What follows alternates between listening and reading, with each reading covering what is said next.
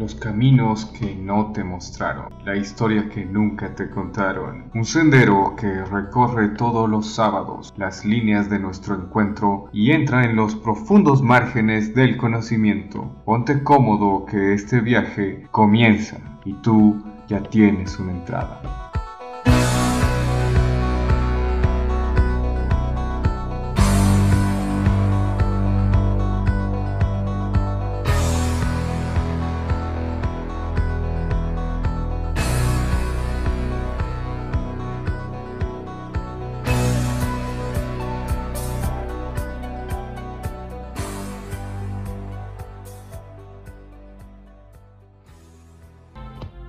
Muy buenos días, estimada audiencia, un sábado más, hoy día 2 de diciembre del año 2017, estamos en su programa Senderos. El día de hoy tenemos la visita de uno de los candidatos al vicerrectorado aquí en la prestigiosa Universidad Mayor de San Simón. Estamos con el doctor José Antonio Rocha. Él es catedrático universitario durante muchos años en las facultades de Ciencias Sociales, también en la Facultad de Humanidades, y en algunas otras carreras también ha apoyado muchísimo académicamente. Ha producido varios libros, tenemos un recorrido académico bastante notable y le damos la cordial bienvenida. Buenos días, doctor. Tal vez contarnos un poco más acerca de quién es José Antonio Rocha. Que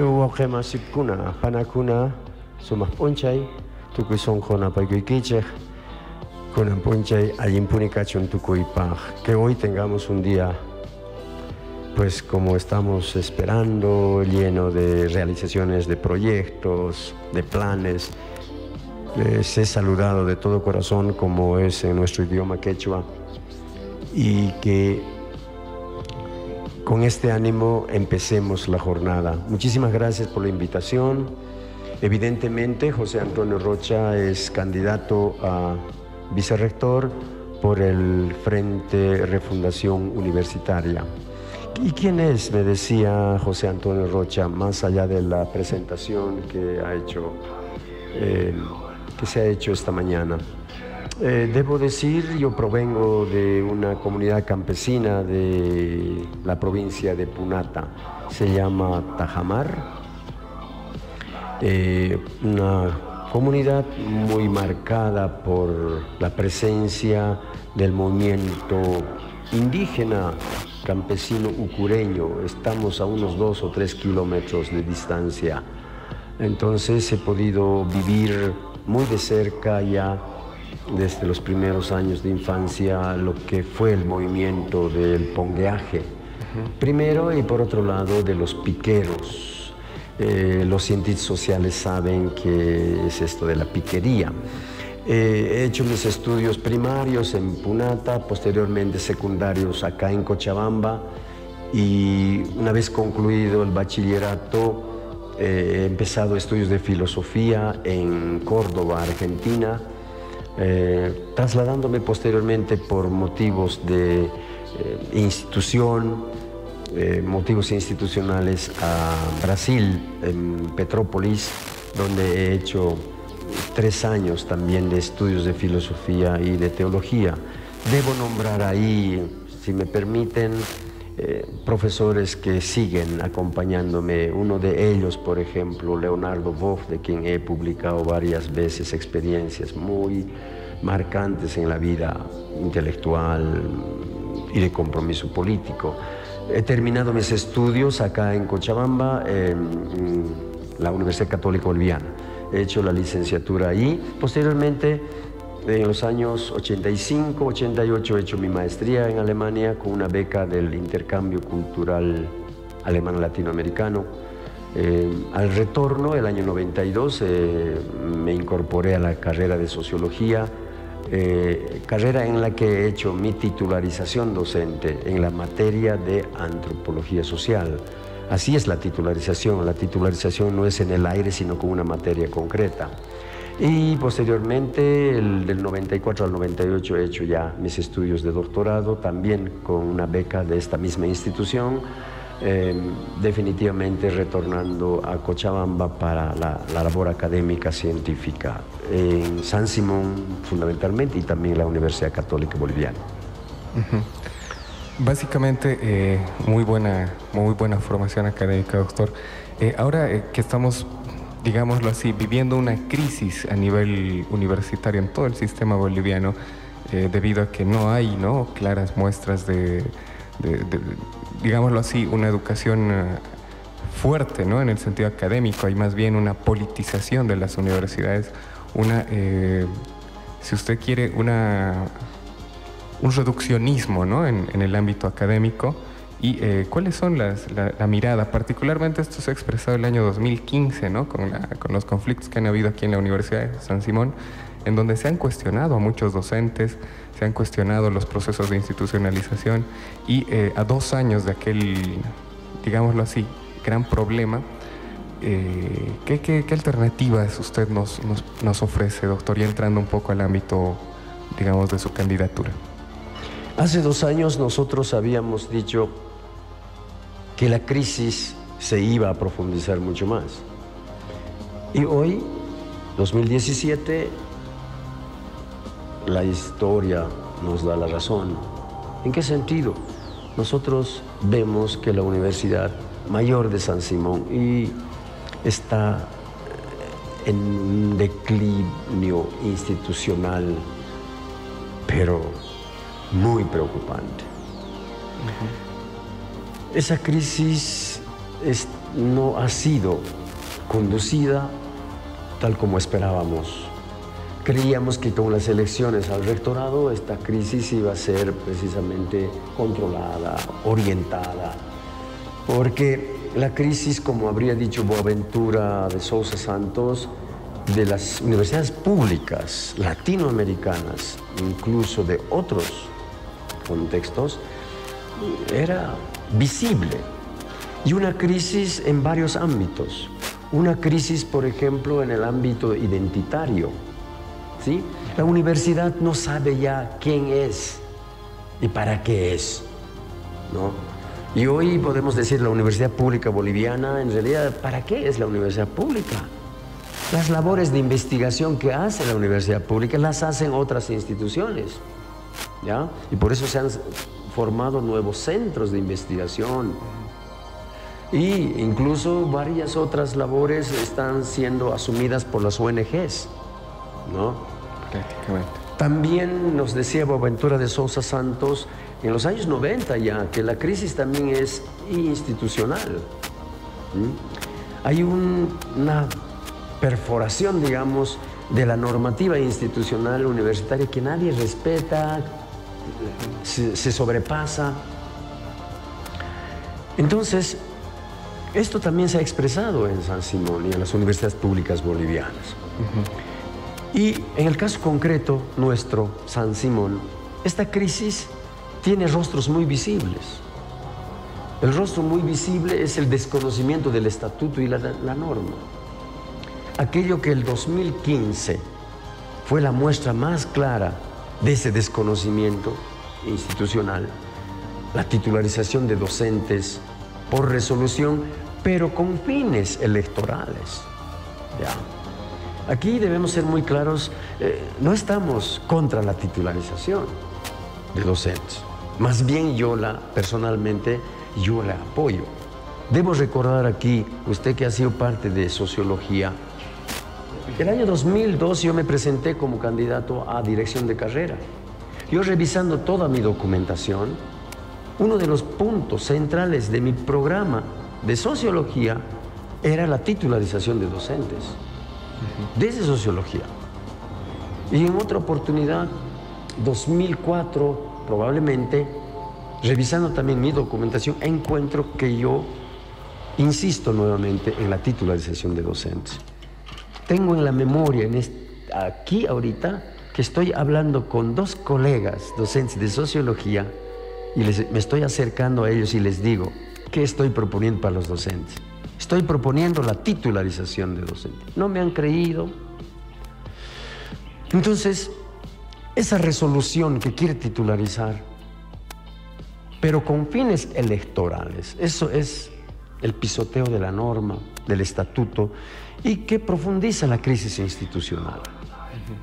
Entonces, hoy estamos viendo de que esta crisis es más compleja, más integral, llamémosle así, a todo nivel. A ver, desde el punto de vista, por ejemplo, estudiantil, ¿no?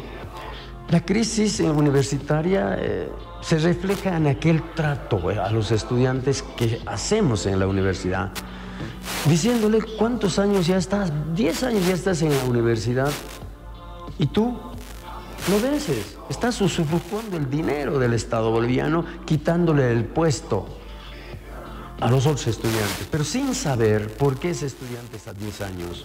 Yo siempre me he preguntado, y ahora estos días de campaña es mucho más claro en las aulas, ¿alguna vez ha venido alguna autoridad, digamos, de carrera o de facultad, a preguntarle, a ver, estudiante, ¿en qué situación social, económica, incluso étnica, cultural te encuentras? Me han dicho no, a nadie le interesa. Pero sí decimos, ya estás tantos años, ¿no? Entonces, por ejemplo, ese trato prepotente a los estudiantes, de no mostrarles sus exámenes, decirle, bueno, ya tienes esta nota, si quieres nomás, ¿no? Y todo el maltrato que se hace también. En eso se refleja una crisis. Esto es de que hemos perdido el rumbo, de que estamos aquí en una institución de enseñanza y de aprendizaje para formar profesionales, pero no para formar profesionales para el siglo pasado, para formar profesionales para el siglo XXI, con todas las complicaciones tecnológicas, cambios sociales, económicos y políticos que requiere Cochabamba, Bolivia, ¿no? Entonces, esa crisis está más profunda todavía.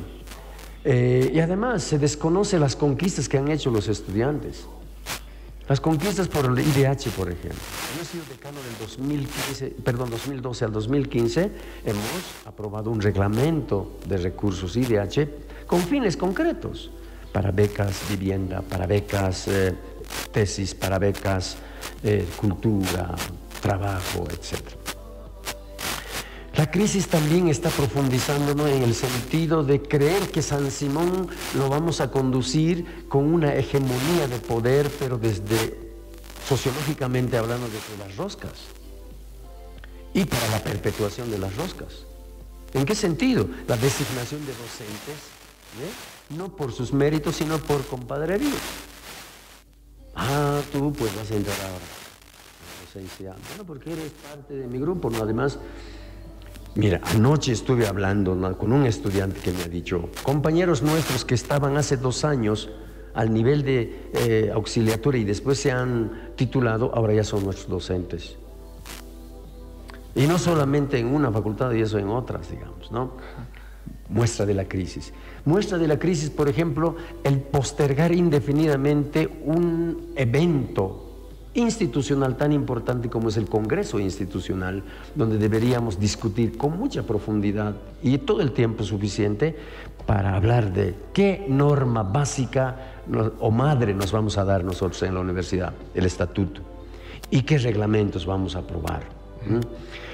La crisis también se expresa en el manoseo de nuestras representaciones gremiales. Ya dijeron en aquel tiempo, URUS tiene que ir fuera, y ahora.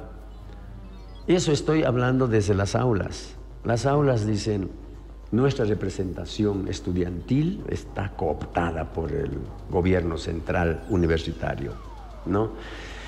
No nos llaman a asambleas, no nos informan, firman documentos a espaldas de nosotros. Y también podemos decir en la representación de la Federación Universitaria Docente, con un tema bien concretito, se ha pedido en varias oportunidades que sobre el tema de la reposición salarial en este semestre nos convoquen a asambleas para hablar qué hacemos. Nunca nos han convocado.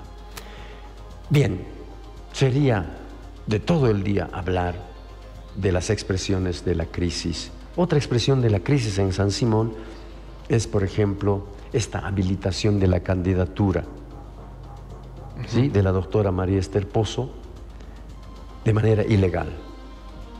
Es una candidatura ilegal porque su titularización sí emerge de un acto universitario que ya fue cerrado, ya fue concluido. Como dicen ustedes juristas, por el principio de preclusión no se debería remover hechos que ya fueron concluidos. ¿En base a qué? Por tanto, es una candidatura que ha sido aceptada contra la norma universitaria. Nosotros hemos impugnado esta candidatura por esta ilegalidad. Ahí está. Una universidad que no dice nada frente a los problemas medioambientales. Una universidad que no dice nada frente al pisoteo, al manoseo de la constitución política del Estado con este tema de la reelección. Una San Simón que no dice nada cuál va a ser el futuro de Bolivia en este momento, cuando hay una arbitrariedad en el manejo del poder, decía yo con esta repostulación, porque debería San Simón, como nosotros hemos aprendido en la cultura andina, decir el principio de la rotación donde está, para evitar la corrupción. Los andinos fueron muy sabios al decir una autoridad no debe perpetuarse en el poder porque hay corrupción. La Nación Clandestina, una película tan conocida de San Ginés, precisamente habla, ¿no?, de esta corrupción cuando uno es dirigente, y peor todavía cuando se perpetúa en el poder, como está ocurriendo en este momento. ¿Qué dice la San Simón sobre los problemas económicos? Aparentemente hay una bonanza en la economía. Eso está bien para la economía, para la macroeconomía. Pero si usted pregunta a los individuos de a pie, a las familias, va a decir que realmente tienen que hacer esfuerzos sobrehumanos para poder mantenerse, porque la economía está en degradación galopante. Esa es nuestra visión de universidad. Una universidad que no está separada de lo que está pasando en el país. Y además, una universidad, la San Simón, ¿sí?, que refleja todo lo que pasa a nivel nacional, ¿no?, con detentar el poder para fines, ¿sí?, para fines particulares.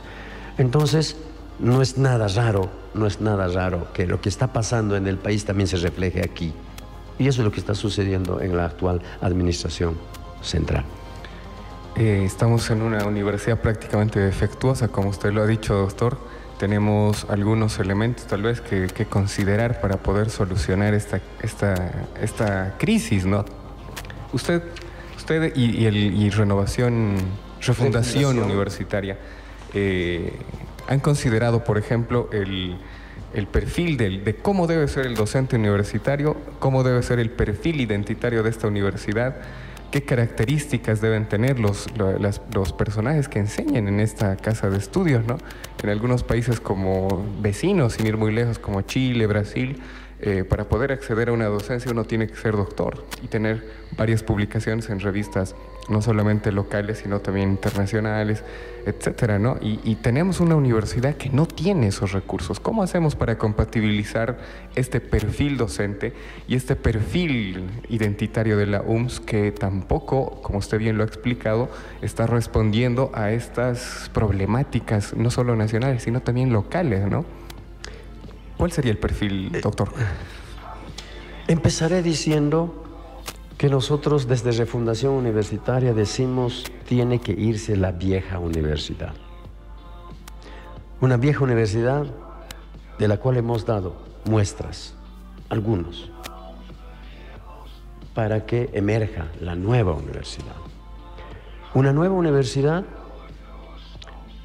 que plantee en otros términos el régimen docente. Eso que usted está indicando, ¿no? ¿Cómo va a ser la docencia en San Simón? Nosotros también planteamos el régimen estudiantil en respuesta a aquel diagnóstico que hemos hecho hace un momento, y mucho más todavía en la cuestión estudiantil. Nosotros planteamos también un nuevo régimen institucional, ¿sí? Ejemplos varios hemos dado en el diagnóstico. Y planteamos el nuevo régimen académico, también hemos esbozado de alguna manera. Cuando decimos, por ejemplo, la universidad está divorciada hace muchísimo tiempo, San Simón está divorciada hace muchísimo tiempo de su sociedad, de Bolivia. En el caso concreto del régimen docente, por supuesto que nosotros debemos discutir todavía en ese congreso institucional cuál va a ser el perfil del docente. Pero debemos empezar desde nuestra realidad actual. Nosotros creemos que la docencia, en principio, debe responder a los fines y objetivos de la institución, que tiene características concretas. No es una institución de trabajo, no es una institución laboral, no es una empresa, ¿sí? No es una industria, es una universidad. ¿Cuál es el fin de la universidad? Formar profesionales altamente cualificados para que respondan en su área de conocimiento y de perfeccionamiento, que respondan a Bolivia y a Cochabamba, ¿no? Eso es la universidad. Cuando hemos estado en el conflicto del 2015, hemos aprendido de que debemos distinguir que San Simón no es una fábrica, porque en ese momento se decían, usted me está votando cuando convoca a mi materia y no tengo prerrogativa a mi derecho laboral. No estábamos hablando de desconocer su derecho laboral.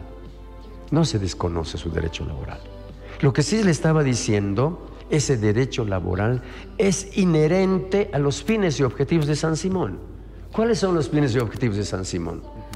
Académicos y científicos. Y no de transformación de la materia prima.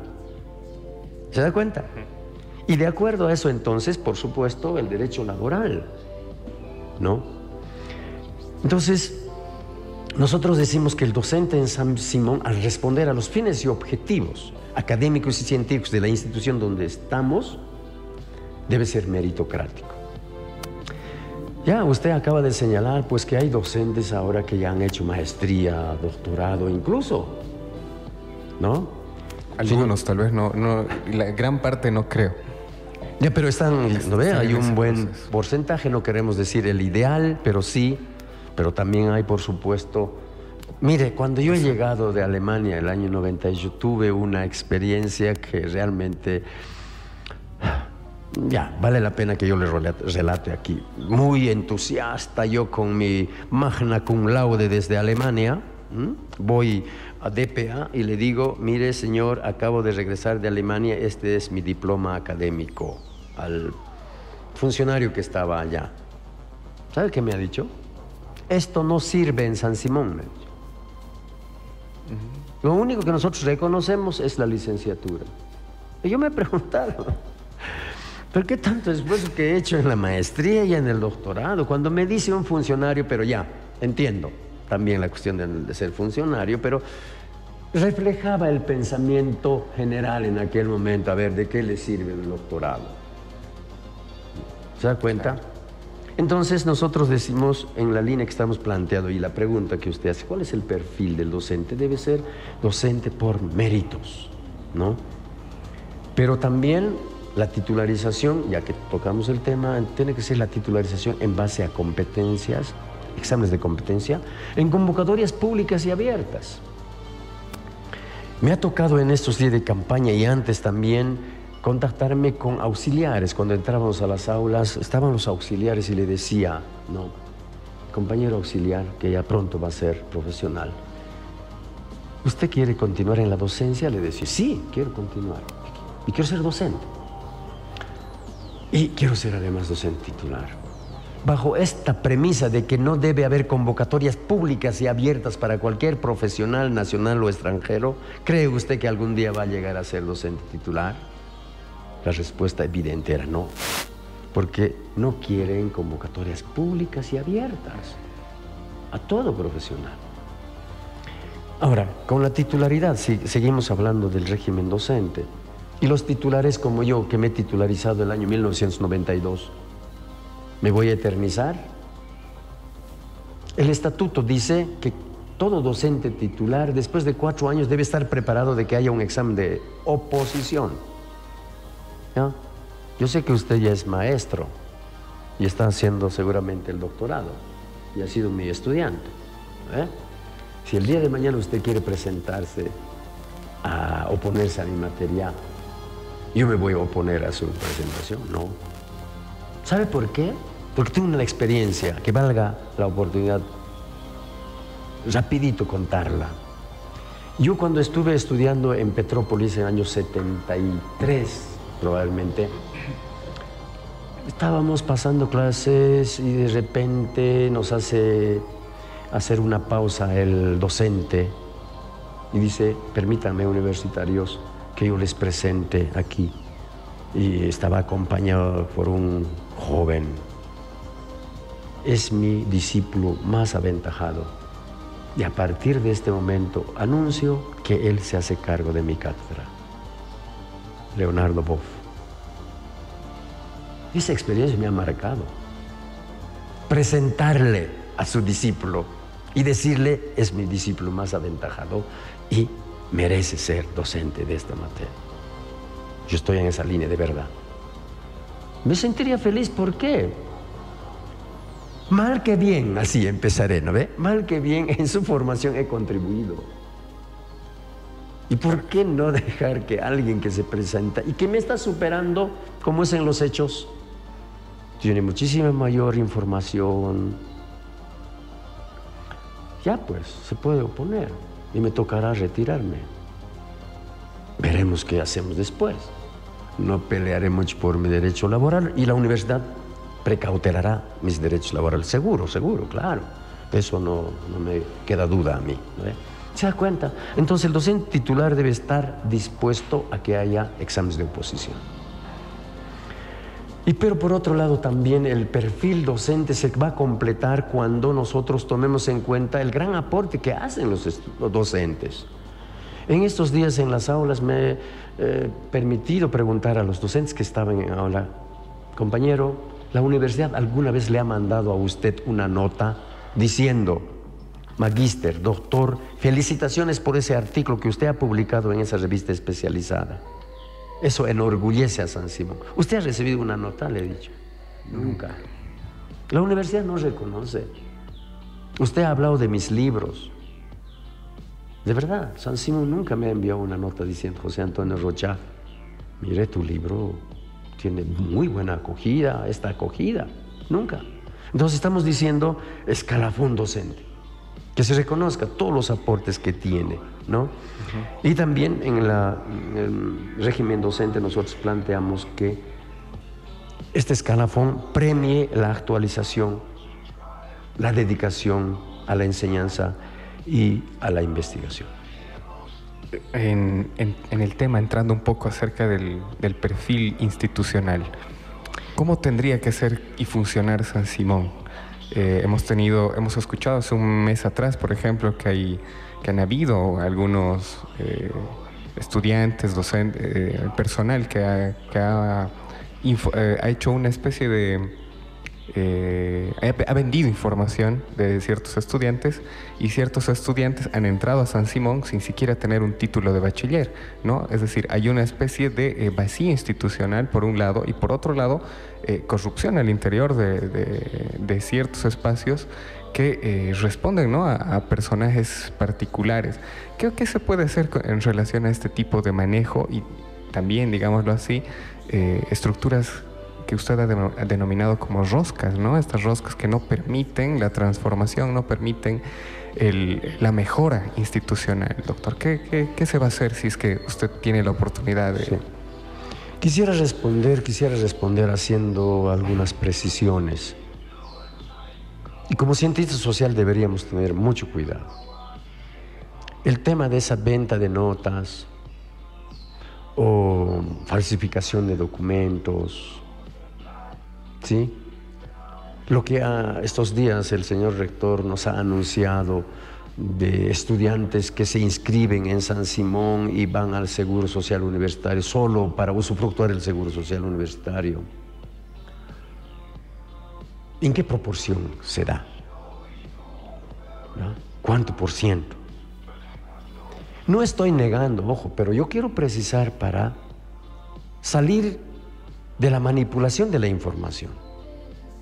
Porque un hecho particular se lo magnifica y se dice San Simón en ciertas secciones es así. No creo que todos los docentes, por ejemplo, maltraten, como en el tiempo del 2015 se dijo, ¿no ve? Entonces yo creo que también hay estudiantes que están 20 años, 30 años. Que se le personifique, y como cientista social y como autoridad debo ser muy responsable en eso.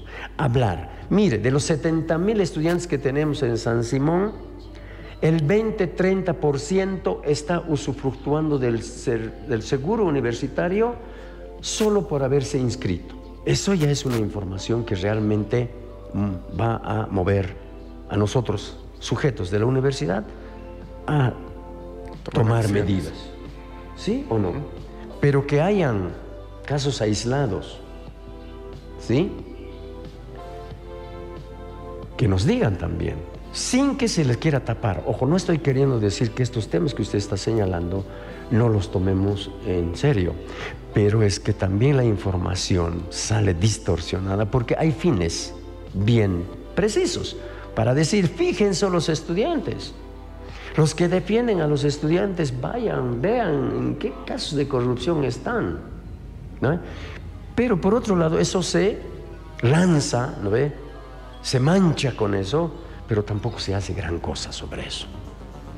Yo quisiera saber qué se ha hecho ahora con esos detectados estudiantes que están usufructuando ahorita del Seguro Social Universitario. Quiero saber. Porque por otro lado, por ejemplo, en el caso de que duran 10 años o más en la universidad, yo quiero ser muy claro y franco, enfático, las mismas autoridades o docentes u otros que tienen poder en las roscas, dicen, estudiante, ya que has terminado Derecho, ahora vas a ir a Arquitectura. A mí me consta, de viva voz, he recibido de un estudiante, con su ingenuidad me ha contado y me dice, mire, he terminado esta carrera, ahora estoy yendo a la otra carrera. ¿Y por qué? Le digo, es que es cuestión de organización. Me están diciendo que vaya a hacer agitación política allá. Claro. Y esto toca el tema de permanencia estudiantil. Ya, ¿no? entonces, cuando alguien dice, ya estás 10 años, claro, esos 10 años es para los verdes, ¿no ve? A los verdes hay que machacarlos ahora. Pero los blancos no, pues. Aunque los blancos son los que también hacen eso, o más todavía. Yo quisiera que hagamos ese estudio serio e institucional. Entonces no es cuestión de echar barro y decir, los estudiantes están 10, ¿quiénes son? Y además, ¿quién les está promoviendo a que hagan esto? Bien. Entonces, en la cuestión institucional, hecha esa aclaración que me parece demasiado importante, ¿no? Por supuesto, hay que ser muy claros en la norma. Las normas son para cumplirse, porque no hay otra. Pero desde el estatuto, yo digo siempre que el estatuto de la universidad son acuerdos mínimos que deben permitir la presencia de actores que incluso no son como desearíamos o que quisiéramos. A ver, ¿qué quiero decir? Yo he tenido la experiencia, y usted probablemente también ha tenido la experiencia en su formación posgradual, que en la universidad, que se precia de ser tal, no estamos preocupados si ese es trotsko, si ese es anarquista, si ese es neoliberal, si ese es otro. No estamos preocupados en eso, ¿no ve? Estamos preocupados si ese realmente cumple las funciones para las cuales se le ha invitado o las funciones las cuales tiene que desempeñar. Yo he tenido docentes anarquistas, trotskistas, neoliberales. ¿Usted va a decir ahora, porque usted es trotskista fuera, usted anarquista fuera? A ese nivel de decir, esta universidad, como su nombre indica, es ya llamémosle pluriideológica, ¿no? ¿Y cómo convives con ese pluri? No hemos llegado a ese nivel. Pero el estatuto nos está diciendo acuerdos mínimos. un docente trotskista, un docente anárquico, un docente neoliberal, si quiere ser docente, entre con examen de competencia, ¿sí o no? Ese es el acuerdo mínimo. Y un docente titular, anarquista, trotskista, neoliberal, pachamamista, si quiere, titular, no puede eternizarse, que se someta a un examen de oposición. Claro. Eso es en institucional, ¿no? Pero por otro lado, que se acepten los reglamentos. Reglamentos de evaluación, por ejemplo. Mire, en estos días, por ejemplo, estaba hablando con los estudiantes. Usted sabe, por ejemplo, estudiante, que usted tiene el derecho de presentar una carta en 72 horas cuando no ha rendido examen por X motivo el día que le han marcado. No, no sabía, me dice. Pídale a su centro de estudiantes. Es para eso los centros de estudiantes. Informe, compañeros, esos derechos tenemos, pero también tenemos esas obligaciones, que también son institucionales. Y el reglamento de evaluación, que dice muchas otras cosas más. Por ejemplo, ¿ustedes sabían que tienen ustedes examen de gracia como un derecho? ¿Qué quiere decir examen de gracia? Usted está a punto de entregar su trabajo final, digamos, de titulación, pero se establece que debe una materia. Ahí examen de gracia. No necesita ir a clases, nada. Solicita al director de carrera: señor director, estoy en esta situación, a punto de rendir mi examen, pero se establece que yo había debido esta materia. Solicito examen de gracia. El docente de la materia tiene que tomar el examen. Y si aprueba, fantástico. Eso, por ejemplo, es una cuestión institucional que está en el reglamento de evaluación de los docentes, perdón, de los estudiantes. Que elude, ¿no?, a estudiantes. Claro. En el caso del doctor, yo me acuerdo que Pepe Gordillo, cuando usted y José Gordillo se presentaron para una elección, me acuerdo, el año 2012, justamente, ¿no? O el 2010, para la dirección de carrera. Sí. El doctor Gordillo tenía una propuesta muy interesante que decía que se deben reducir los cupos para entrar a la universidad, porque somos muchos y muchos de los estudiantes entran solamente para cambiarse de carrera, para pasar el tiempo, y no hay exámenes rigurosos que nos permitan ver y mejorar el nivel académico en la universidad, ¿no? Por ejemplo, ¿no?, el área de medicina, el área del derecho, la misma carrera de sociología tiene ese problema, ¿no? Tenemos estudiantes que entran solamente para cambiarse, ¿no?, que entran solamente para recibir ciertos beneficios. ¿Qué hacer con esta situación, doctor? Y por otro lado, la permanencia, ¿no? Hay estudiantes que están 15, 20, 25 años y no logran terminar una carrera. ¿Qué se va a hacer? ¿Qué se haría desde el vicerrectorado? Una primera cuestión para mí, para los oyentes, que quisiera que quede claro: todo estudiante tiene derecho de ingresar a la universidad. Ingreso.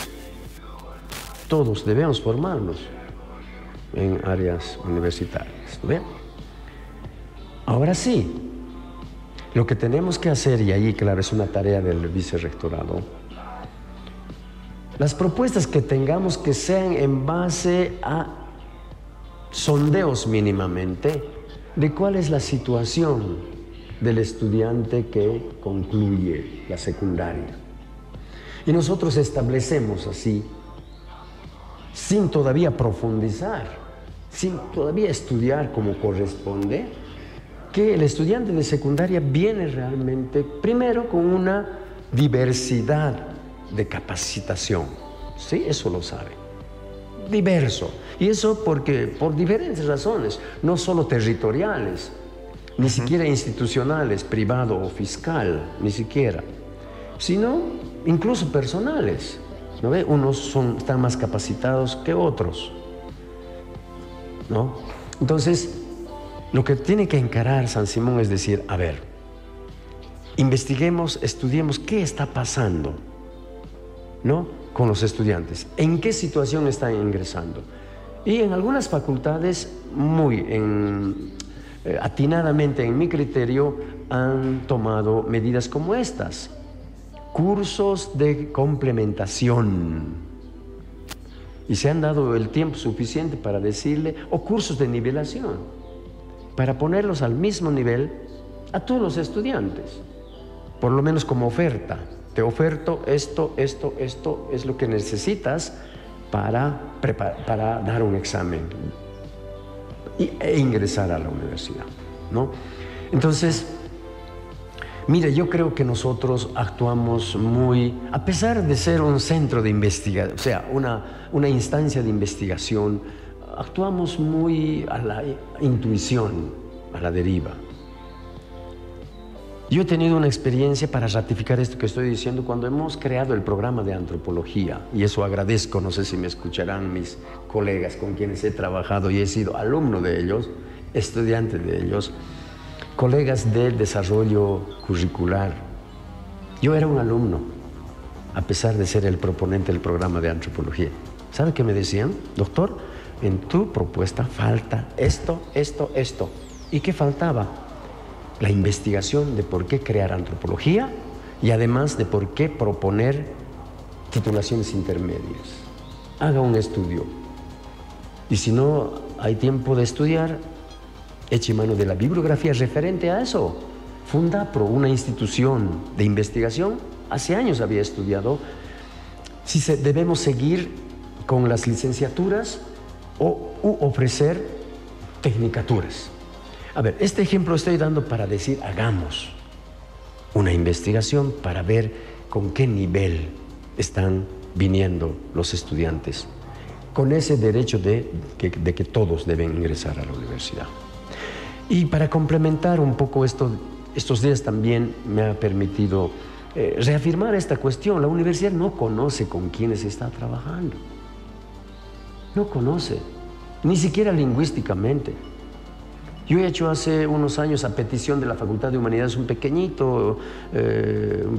pequeña reflexión, estudio, desde el punto de vista lingüístico y cultural, cuáles son los personajes en la Facultad de Humanidades. Y ahí se establece que hay un buen porcentaje de estudiantes de origen quechua, un buen porcentaje de estudiantes de origen aymara, y hay un buen porcentaje también de otros pueblos dispersos. Y sus lenguas. Y eso está en los datos de la universidad. Hay una publicación que ahora dice no está saliendo universidad en cifras. Eso nos podía permitir detectar cómo son los estudiantes. En definitiva, ante la pregunta que usted me está haciendo, cada facultad debería estar en la posibilidad, de acuerdo a su naturaleza y sus características, debería estar preparado para decir quiénes entran, cómo entran, bajo qué procedimientos deben entrar, sin cerrarles el ingreso a San Simón. Para ir cerrando, doctor, una última pregunta tal vez está vinculada con la reingeniería universitaria, y ¿es necesario un congreso universitario nuevamente? ¿Qué características debería tener esta nueva reingeniería que usted ha propuesto y a partir de qué elementos, básicamente los pilares fundamentales sobre los que se asienta la universidad, si es que hubiera la posibilidad de hacerlo? De manera general, por supuesto que tenemos que pensar prestándonos ese concepto de la reingeniería. Estoy de acuerdo. Si estamos diciendo tiene que irse la vieja universidad y tiene que nacer la nueva, necesitamos una reingeniería. Pero lo que yo debo decir aquí, precisando, es que hay que ver los distintos niveles y espacios. Y además, la trascendencia de las dimensiones de esta reingeniería. El Congreso Institucional está para fijar líneas maestras institucionales en la universidad. Y esas líneas maestras están expresadas en el estatuto y en los reglamentos. Reglamento General de la Docencia, Reglamento General de Estudiantes, Reglamento General de las Auxiliaturas, etcétera, etcétera. Nivel en el que debe trabajarse en un congreso institucional. Pero otro nivel en el cual esta reingeniería se tiene que hacer a nivel facultativo. No, claro, dependiendo de la naturaleza del área de conocimiento que representa la facultad, ¿no? En términos curriculares, por ejemplo. Por supuesto, usted entiende, ¿no? Ustedes entienden de que en un congreso institucional no vamos a hablar de cómo debemos organizar la currícula de una carrera. Eso corresponde a otro nivel, ¿no ve? Nivel facultativo. Y hablemos en concreto, las conferencias facultativas tendrían que discutir esto, pero bajo los lineamientos que se han dado ya en el estatuto y en los reglamentos, ¿no? Entonces, por supuesto que sí, esta nueva universidad tiene que ser trabajada intensamente, ¿no? Intensamente en el nivel que corresponda. Lo que sí, necesitemos los acuerdos mínimos urgentes de esta nueva universidad. Y eso sí lo vamos a lograr en el Congreso Institucional, que desde el Vicerrectorado nosotros sí vamos a impulsar decididamente. No por lo que dicen algunos, nuestro estatuto está tan viejo. No solo por eso, sino porque pues cada institución periódicamente debe estar revisando permanentemente esto, ¿no? Ya. Un último, tal vez, elemento, un mensaje del por qué la población estudiantil y docente debe votar por José Antonio Rocha. Dos cositas entonces. A ver, en estos días nos ha llegado un texto de algún colega que nosotros lo hemos interpretado de la siguiente manera y expresamos en un documento nuestro. Y me permito leerlo textualmente porque así se va a entender. Para esa universidad que hemos diagnosticado en la primera pregunta, ¿cuánto o cuánta ha sido nuestra responsabilidad en permitir estos extremos de degradación institucional? Pregunta. La pasividad, el conformismo, el no me importismo disfrazado de académico. Yo no soy político, lo dejo eso a los políticos, no me interesan los problemas políticos, es eso, el no me importismo disfrazado de académico. Son actitudes que han servido de sostén al poder degenerativo de las roscas universitarias. Entonces, decimos nosotros, es tarea de los cientos de docentes y administrativos y de los miles de estudiantes que tienen el mismo diagnóstico que nosotros hemos hecho al inicio, ¿sí?, de la decadencia institucional de la UMS, y no pueden expresarse hoy día por la presión y el amedrentamiento. Estos días he podido palpar en algunos estudiantes que no quieren hablar del tema de las elecciones porque les han amedrentado ya algunos docentes y algunas autoridades. Vas a ver, ¿no? Pero todos ellos esperan los tiempos, los canales y los procedimientos para hacerse escuchar y ponerle el hombro ya a su institución matriz.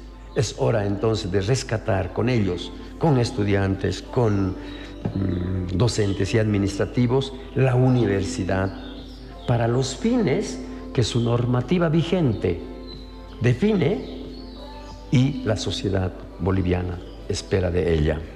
San Simón, con esta elección al vicerrectorado, no va a resolver los grandes problemas, pero nosotros queremos decir desde Refundación Universitaria, vamos a tomar el vicerrectorado por el voto democráticamente para constituir en un espacio de recuperación de las conquistas que como universidad en el ámbito académico, científico, estudiantil hemos logrado a través de un mecanismo y un procedimiento que está en nuestro estatuto, las asambleas docentes estudiantiles, que son los espacios en los cuales debemos discutir qué es lo que está pasando en San Simón.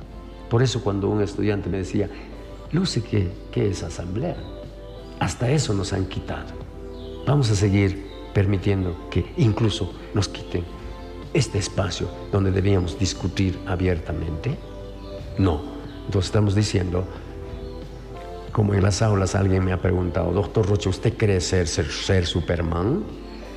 Yo le he dicho, yo soy antropólogo, no creo en eso. A no ser en las revistas, a no ser en las publicaciones en los cómics. Pero les he dicho, creo sí que tú, y yo y nosotros, docentes, estudiantes y administrativos, nos sumamos vamos a encontrar la nueva universidad. Por tanto, así es.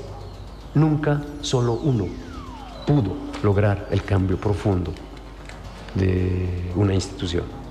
Y por eso digo, estamos convencidos de que ahora hay estudiantes y docentes que están cansados, ¿no?, de cómo se está llevando la administración, la gestión en San Simón, y dicen, basta, el cambio es urgente. Mínimamente para el contrapeso, no podemos permitir que haya un poder omnímodo, como está ocurriendo en este momento. Vamos a lograr el vicerrectorado, convencidísimo estoy de eso, porque no lo digo yo, lo dicen los estudiantes, lo dicen los docentes dignos, y los administrativos también están en esa línea. Muchísimas gracias, doctor José Antonio Rocha. Hemos tenido el día de hoy una conversación con el candidato a vicerrectorado y agradecemos también la audiencia que han tenido ustedes ahí en sus casas, y les invitamos para un nuevo programa el día sábado, si Dios lo permite. Hasta entonces, queridos amigos.